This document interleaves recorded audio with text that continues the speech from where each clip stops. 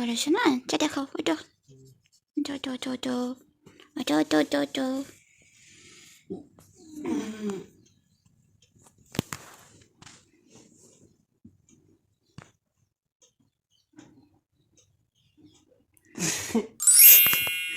Good morning.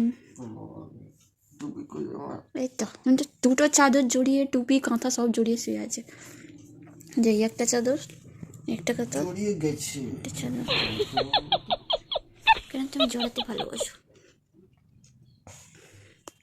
Everyone good morning. তো guys সবাই কী করছো সকাল সকাল? আজকের সকালটা একটু অন্যরকম, কারণ আমার অনেক তাড়াতাড়ি ঘুম ভেঙে গেছে। আর একটু অন্যরকম কারণ সেরকম কোনো কাজও করছি না, একটুখানি শুয়ে আছি, রিল্যাক্স করছি, তারপরে উঠবো। টিফিনে সেরকম ঝামেলা নেই, তরকারি করা আছে, ময়দাও মাখা আছে, শুধু দুটো পরোটা করে দেবো। তো আজ হচ্ছে লেজি মর্নিং। তো চলো একটুখানি শুই, তারপরে উঠবো একটু পরে।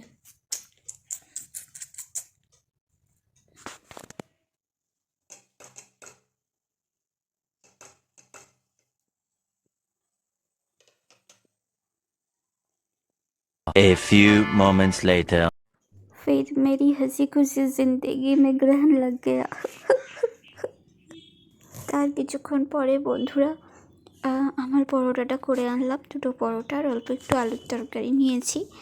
আর চলো এটা খেয়ে আমি এবারে একটুখানি শোবো, শুয়ে তারপরে কাজ আছে বলতে পড়ানো আছে, তো সেটাই। আর চলো আলুর তরকারি দিয়ে খেয়ে নিই, সাদা আলুর তরকারি, এটা আমি কাল রাতে করেছিলাম, ওটাই রেখে দিয়েছিলাম, তো দারুণ টেস্টি হয়েছে কিন্তু। আবার আমি তোমাদের কাছে অনেকক্ষণ পরে এলাম, একটু শুয়েছিলাম, রেস্ট নিচ্ছিলাম, তারপরে উঠে দেখো কী করলাম দেখাচ্ছি তোমাদের। রাতে দিয়েছি, ভাতটা হয়ে গেছে, আর এখানে এই যে আলু টমেটো আর লঙ্কা ভাজলাম, এটা মাখবো।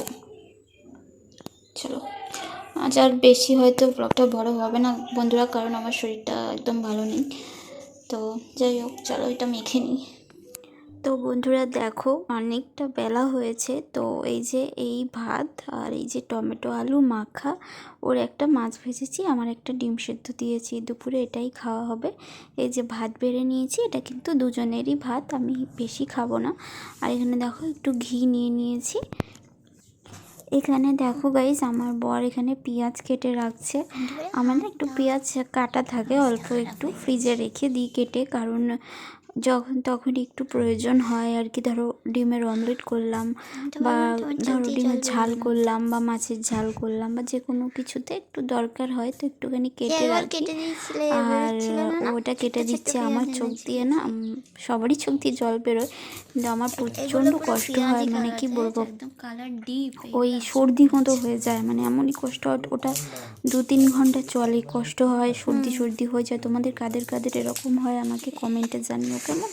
তো ওরও কিন্তু কষ্ট হচ্ছে খুব।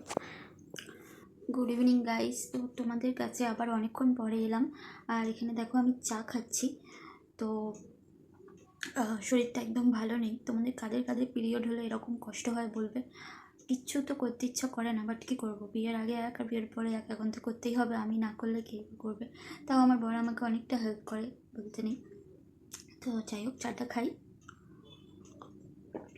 ও আমার পিরিয়ড হলে আমার বাসনগুলো মেজে দেয়, যেটুকু টাইম বাড়িতে থাকে করে, কারণ ও তো অনেক কাজ করে না, এছাড়াও বাইরে কাজে যাচ্ছে, তাছাড়া আরেকটা কাজ করে, তো আমাকে কখন করে দেবে।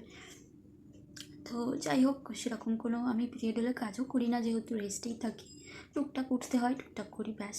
তো চলো তোমরা ব্লগটা দেখতে থাকো, সেরকম কিছুই আর দেখানোর নেই, রাতেও খাবার নিয়ে আসবো, ব্যাস। তো চলো তোমরা দেখতে থাকো, বেশি আর আজকে ব্লগটাকে বাড়াবো না, কমই করবো, চলো। এই গাইস, তো আমি তোমাদের কাছে অনেকটা রাতে এলাম, এখন বাজে হচ্ছে 11:15, আর আমার বর তোমাদের বললাম আমি আরেকটা কাজে বেরোই, তো আরেকটা কাজে বেরিয়েছে। আর তাড়াহুড়োর মধ্যে আমি একদম ডিনারের ভিডিওটা নিতে ভুলে গেছি। হ্যাঁ, তবে তোমরা আমার শর্টে দেখতে পেয়ে যাবে রাতে কী খেলাম। আর আমি ওপরে আমার এখানে সাইডে আমি অ্যাড করে দেবো যে আমি কী খেলাম রাতে, ছোট করে তোমরা দেখে নিও। তো গাইস আজকের মতো ভিডিওটা আমি এখানেই শেষ করছি, কারণ আর কিছু দিখানে লাইক নেই। তো ভিডিওটা আমি এখানেই শেষ করছি। যদি তোমাদের ভালো লাগে লাইক কমেন্ট শেয়ার সাবস্ক্রাইব করে দিও, আর পাশে থাকা বেল আইকনটা টুম করে বাজিয়ে দিও, তাহলে তোমরা আমার নোটিফিকেশান পেয়ে যাবে। আমার ভিডিও দেখতে ভালো লাগলে তোমরা ওটা দেখতে পারবে। তো চলো এখনের মতো টাটা বাই বাই, সবাই ভালো থেকো, সুস্থ থেকো, টাটা।